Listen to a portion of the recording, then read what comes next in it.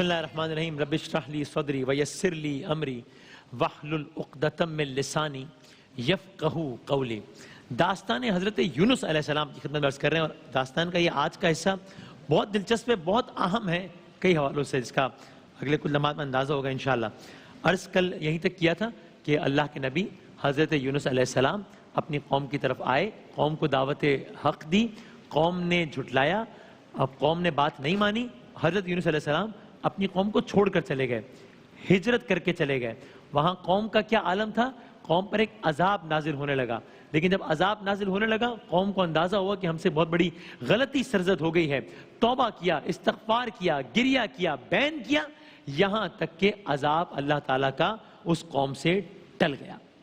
قرآن مجید کی ایک آیت ہم نے آگے خدمت میں پیش کی تھی، آگے بڑھتے ہیں کہ جس کا ترجمہ تھا اس آیت کا کہ پھر کوئی بستی ایسی کیوں نہ ہوئی کہ ایمان لاتی تو اس کا ایمان اسے فائدہ دیتا، سوائے یونس کی قوم کے کہ جب وہ ایمان لائی تو ہم نے دنیا کی زندگی میں ان سے ذلت کا عذاب دور کر دیا اور ان کو ایک خاص وقت تک کے لیے زندگی سے فائدہ اٹھانے کا موقع دے دیا۔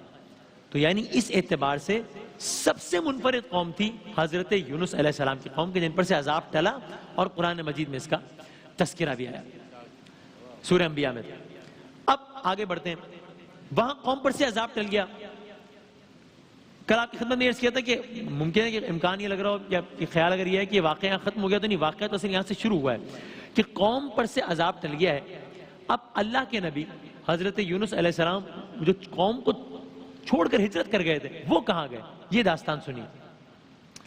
حضرت یونس علیہ السلام ساحل سمندر پر پہنچے، دیکھا کہ ایک کشتی ہے، آپ اس کشتی میں سوار ہو گئے، کشتی اپنے منزل کی جانب رواں دواں ہو گئی۔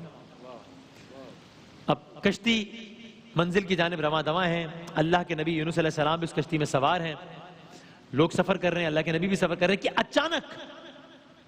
اچانک کیا ہوا؟ اچانک یہ کشتی ذرا ڈولنے لگتی ہے، اچانک یہ کشتی ذرا ڈگمگانے لگتی ہے، اچانک منظر تبدیل ہو جاتا ہے، اچانک ایسا لگتا ہے کہ یہ کشتی کسی بھی لمحے ڈوب جائے گی۔ مسافروں میں عجیب و غریب خوف و ہراس اور ہیجان کسی کیفیت پیدا ہو جاتی ہے، سارے مسافر خوف کے عالم میں ایک دوسرے کو دیکھنے لگتے ہیں۔ ظاہر ہے کہ ہر مسافر کو اپنی اپنی جان کی فکر پڑ جاتی ہے، سب کو یہ لگتا ہے کہ یہ کشتی ابھی ڈوب جائے گی، مر جائیں گے، یہاں تک کہ کچھ ہی لمحوں میں مسافروں کو یہ اندازہ ہو جاتا ہے کہ اس کشتی میں ضرورت سے بہت زیادہ وزن ہے، اس کشتی میں ضرورت سے بہت زیادہ لوگ ہیں جو اس کشتی میں سوار ہیں۔ تو اب کیا کریں؟ اب کیا کیا جائے؟ فوراً یہ سارے مسافر ایک نتیجے پر پہنچتے ہیں۔ کس نتیجے پر؟ وہ اس نتیجے پر پہنچتے ہیں کہ دیکھو، یا تو اس کشتی کا وزن زیادہ ہونے کی وجہ سے کشتی ڈوب جائے گی، سب مر جائیں گے، معاملہ ختم ہو جائے گا، یا پھر یہ ہے کہ اس کشتی کا وزن کم کیا جائے۔ وزن کم کیسے ہوگا؟ ظاہر ہے وزن کم اس وقت ہوگا کہ جب کوئی ایک بندہ اس میں سے نکل جائے، کم از کم ایک بندہ اس کشتی سے کود جائے، سمندر میں چلا جائے، تو پھر یہ کشتی ذرا بیلنس ہو جائے گی۔ تو اب کہتے ہیں کہ کوئی ایک شخص ہو جو اس کشتی سے ڈوب جائے تاکہ باقی مسافروں کی جان بچائی جا سکے۔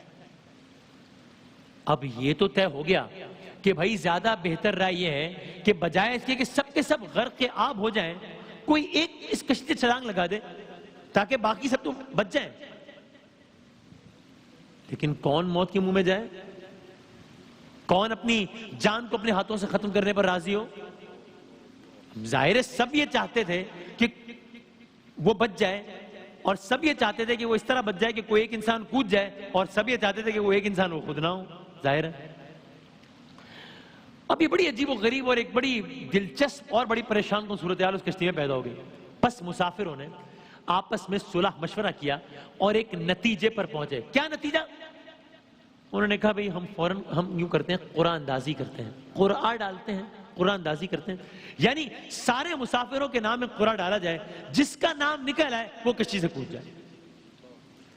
کسی ایک کو تو کودنا پڑے گا، راضی کوئی نہیں ہو رہا، نہیں کودے گا تو سب مر جائیں گے۔ یہ بہترین حل نکالا انہوں نے اپنے طور پر، قرآن اندازی کرتے ہیں، جس کا نام نکل آیا وہ کود جائے۔ قرآن ڈالا گیا اور ایک نام نکلا۔ یہ نام کس کا تھا؟ نام تھا یونس، اللہ کے نبی یونس علیہ السلام۔ سبحان اللہ، اللہ اکبر۔ حضرت یونس علیہ السلام فوراً جو بات طے ہوئی تھی اس پر عمل کرنے کو راضی ہو گئے. یہی طے ہوا تھا جس کا نام نکلے گا وہ سمندر میں کود جائے گا. مگر جو دیگر مسافر تھے وہ آپ کے زہد سے، آپ کے تقوی سے، آپ کی علمیت سے واقف تھے.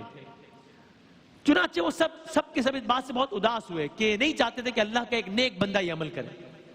چنانچہ دوبارہ قرآن ڈالنے کا فیصلہ ہوا. ایک بار پھر قرآن اندازی ہوئی، ایک بار پھر نام نکلا. اب کی بار نام کس کا نکلا؟ پھر یونس علیہ السلام کا نام نکلا. 2 بار قرآن اندازی ہو گئی، دونوں مرتبہ ایک ہی نام نکلا. یہاں تک کہ قصہ مختصر، تیسری بار پھر قرآن ڈالا گیا. اب کی بار کیا نام نکلا؟ یونس علیہ السلام. اب 3 مرتبہ قرآن اندازی ہو گئی ہے اور تینوں مرتبہ ایک ہی نام نکلا ہے، حضرت یونس علیہ السلام کا. قرآن مجید کی ایک آیت ہے، اس کا ترجمہ سنیے. فرمایا بلا شبہ یونس نبیوں میں سے تھے، جب وہ کشتی میں پہنچے اور پھر قرآن اندازی ہوئی تو یہ مغلوب ہو گئے. یہ قرآن کی آیت کا ترجمہ ہے. اس قرے کا تذکرہ، قرآن اندازی کا تذکرہ قرآن مجید میں ہے. سبحان اللہ. اب کیا ہوا؟ تیسری مرتبہ قرآن اندازی ہوئی اور تیسری مرتبہ قرآن اندازی میں نام آنے کے بعد طے شدہ اصول کے مطابق یونس علیہ السلام تو پہلے سے راضی تھے کہ جو بات طے ہوئی ہے میں اس پر عمل کرنے پر راضی ہوں، لیکن لوگ نہیں مان رہے تھے. اب جب تیسری مرتبہ بھی آپ کا ہی نام آیا، اللہ کے نبی یونس علیہ السلام نے کشتی سے سمندر میں چھلانگ لگا. اب یہ اپنی جگہ ایک حیرت انگیز منظر، یہ اپنی جگہ ایک ناقابل یقین منظر کہ ایک شخص نے ڈوبتی ہوئی کشتی سے سمندر میں چھلانگ لگاتی ہے. یہ اپنی جگہ ایک منظر تھا. مگر یہ بات یہاں ختم نہیں ہوئی. آگے کا منظر اس سے زیادہ حیران کن تھا. وہ کیا؟ اور قرآنی حوالے ہیں واقعات کے. وہ کیا؟ ادھر اللہ کے نبی یونس علیہ السلام نے کشتی سے سمندر میں چھلانگ لگائی ہے، ادھر بحکم خدا ایک مچھلی آئی کہ جس نے فوراً آپ کو نگل لیا. ایک بڑی مچھلی آئی کہ جس نے حضرت یونس علیہ السلام کو نگل لیا. اللہ اکبر. ذُنُّون، یونس علیہ السلام ذُنُّون کہتے ہیں، مچھلی والے. اس وجہ سے ایک لمحے کی تاخیر کے بغیر اس مچھلی نے یونس علیہ السلام کو نگل لیا. اللہ تعالیٰ نے اب اس مچھلی کو حکم دیا کہ وہ آپ کا گوشت نہ کھائے. اللہ تعالیٰ نے اس مچھلی کو حکم دیا کہ وہ آپ کی ہڈیوں کو نہ نقصان پہنچائے، اس لیے کہ آپ علیہ السلام اس مچھلی کا رزق نہیں تھے، لیکن آپ مچھلی کے پیٹ میں موجود رہے. مچھلی نے آپ کو نقصان نہیں پہنچایا، کھایا نہیں، لیکن مچھلی کے پیٹ میں، اور آگے کی باتیں بڑی دلچسپ ہیں، مچھلی کے پیٹ میں موجود رہے. یونس علیہ السلام اللہ کے نبی تھے، سمجھ گئے کہ ان کے رب نے ان کو ایک مچھلی کے ذریعے دنیا کی نگاہوں سے پوشیدہ کر کے اپنی بارگاہ میں حاضر کر لیا ہے. تو اب وہاں کیا ہو رہا ہے؟ اب وہاں بھی اللہ کے نبی یونس علیہ السلام کے منہ سے حمد خدا جاری ہے، گویا کہہ رہے ہوں اے اللہ میں حاضر ہوں، اے اللہ میں حاضر ہوں. اللہ اکبر. یہاں تک کہ سجدے میں گر گئے اور فرمایا یا رب میں نے ایسی جگہ کو تیرے لیے مسجد بنا دیا ہے کہ اس طرح کے مقام پر کسی نے تیری عبادت نہیں کی. اللہ اکبر. اللہ. مچھلی حضرت یونس علیہ السلام کو لے کر گہرے سمندروں میں گھومنے لگی. آپ نے مچھلیوں کو رحمان کی تسبیح کرتے سنا، آپ نے کنکریوں سے اللہ کی تسبیح سنی. اور یہ وہ مقام تھا کہ جب آپ ساتھ رہیے گا، یہ وہ مقام تھا کہ جب اللہ کے نبی حضرت یونس علیہ السلام نے زبان حال سے فرمایا کہ جس کو قرآن مجید نے بیان کیا. کیا فرمایا؟ مشہور و معروف الفاظ، مشہور و معروف آیت کہ جو آپ میں سے اکثر کو یاد ہے، آیت کریمہ. یہ وہ لمحہ تھا جس کو قرآن مجید نے ان الفاظ میں بیان کیا. سورہ انبیاء میں فرمایا وَظَنُّونِي إِذْ ذَهَبَ مُغَاضِبًا فَظَنَّ أَن لَّن نَّقْدِرَ عَلَيْهِ فَنَادَى فِي الظُّلُمَاتِ أَن لَّا إِلَٰهَ إِلَّا أَنتَ سُبْحَانَكَ إِنِّي كُنتُ مِنَ الظَّالِمِينَ فَاسْتَجَبْنَا لَهُ وَنَجَّيْنَاهُ مِنَ الْغَمِّ وَكَذَلِكَ نُنجِي الْمُؤْمِنِينَ. یہ وہ موقع تھا. کیا فرمایا؟ وَظَنُّونِي إِذْ ذَهَبَ مُغَاضِبًا فَظَنَّ أَن لَّن نَّقْدِرَ عَلَيْهِ. اور مچھلی والے یعنی یونس علیہ السلام، اور مچھلی والے یونس علیہ السلام کو یاد کرو جب وہ اپنی قوم سے ناراض ہو کر چل دیے اور خیال کیا کہ ہم ان پر قابو نہ پا سکیں گے، فنادا فی الظلمات، اندھیرے میں اللہ کو پکارنے لگے، اللہ الہ الا انت سبحانک انی کنت من الظالمین، کہنے لگے تیرے سوا کوئی معبود نہیں ہے، تو پاک ہے، انی کنت من الظالمین، بے شک میں قصوروار ہوں۔ آیت کریمہ کہ جس کا ورد کرنے کا علماء کرام ہم سے کہتے رہتے ہیں، اور یقیناً اصل تو یہ منصب علماء کرام کو بتائیں گے، لیکن اگر اللہ کے نبی نے اپنی مشکل میں اس آیت کا ورد کیا ہے تو آج کل کے دور میں ہم کیوں نہ اس آیت کو ورد کر کے اس سے فیضیاب ہو سکتے ہیں۔ لا الہ الا انت سبحانک انی کنت من الظالمین۔ اور پھر آگے کی آیت بہت دلچسپ ہے، یونس علیہ السلام نے یہ فرمایا، پھر اللہ تعالیٰ نے رسپونڈ کیا، یہ کنورزیشن ہے، اور اللہ تعالیٰ نے کیا رسپونڈ کیا؟ یہ بڑی حوصلہ کن بات ہے انسان کے لیے۔ اللہ تعالیٰ نے اس انداز سے رسپونڈ کیا، اور اس رسپونس کو بھی قرآن مجید میں اگلی آیت میں بتایا، فَاسْتَجَبْنَا لَهُ وَنَجَّيْنَاهُ مِنَ الْغَمِّ، ہم نے ان کی دعا قبول کر لی، مستجاب کر لی، جواب دے دیا۔ فَاسْتَجَبْنَاهُ وَنَجَّيْنَاهُ مِنَ الْغَمِّ، ہم نے ان کی دعا قبول کر لی، ان کو غم سے نجات دی۔ وَكَذَلِكَ نُنْجِي الْمُؤْمِنِينَ، ایمان والوں کو ہم اسی طرح نجات دیا کرتے ہیں۔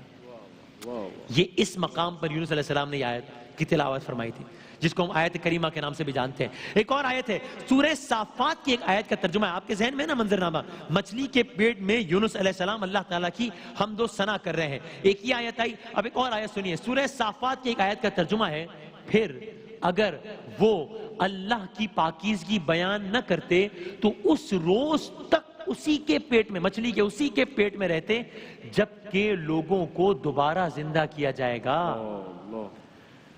یعنی میں نے کتاب میں پڑھا، علماء کرام کہتے ہیں کہ اس مراد یہ کہ اگر اس وقت اس انداز سے حمد و ثنا نہ فرماتے تو شاید روز محشر تک مچھلی کے پیٹ میں اس انداز سے رہتے۔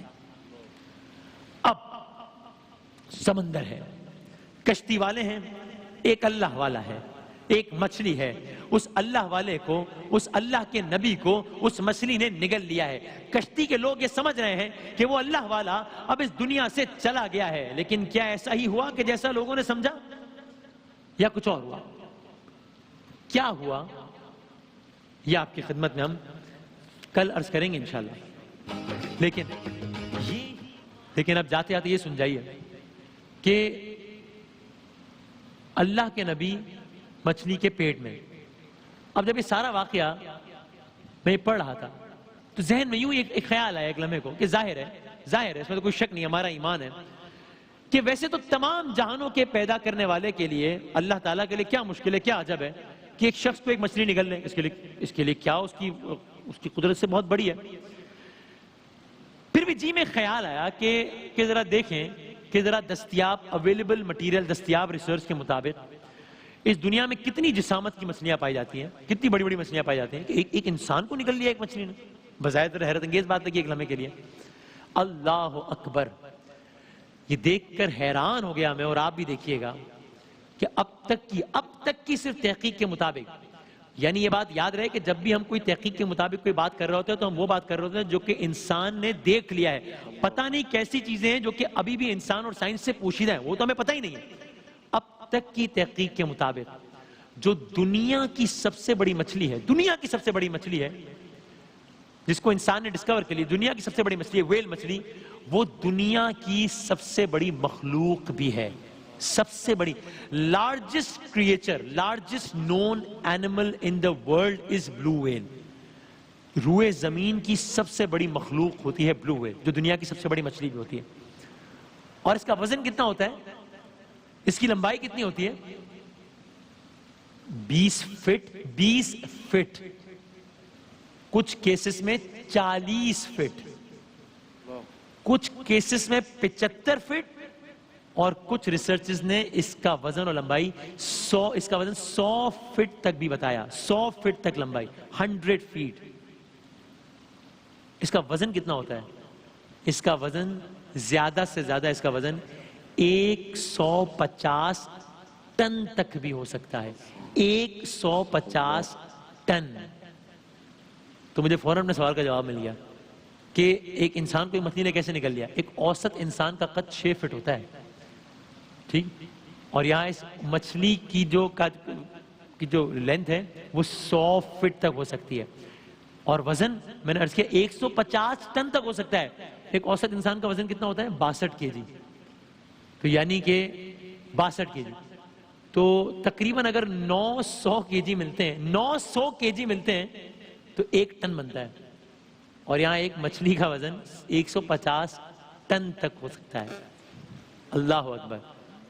تو بے شک تم اپنے پروردگار کی کون کون سی نعمتوں کو جھٹلاؤ گے. اللہ کے نبی یونس علیہ السلام مچھلی کے پیٹ میں حمد و ثنا کر رہے ہیں. لوگوں کو یہ لگ رہا ہے کہ بس دنیا سے چلے گئے ہیں. ہوا کیا؟ کلرز کریں گے انشاءاللہ. یہی ماہ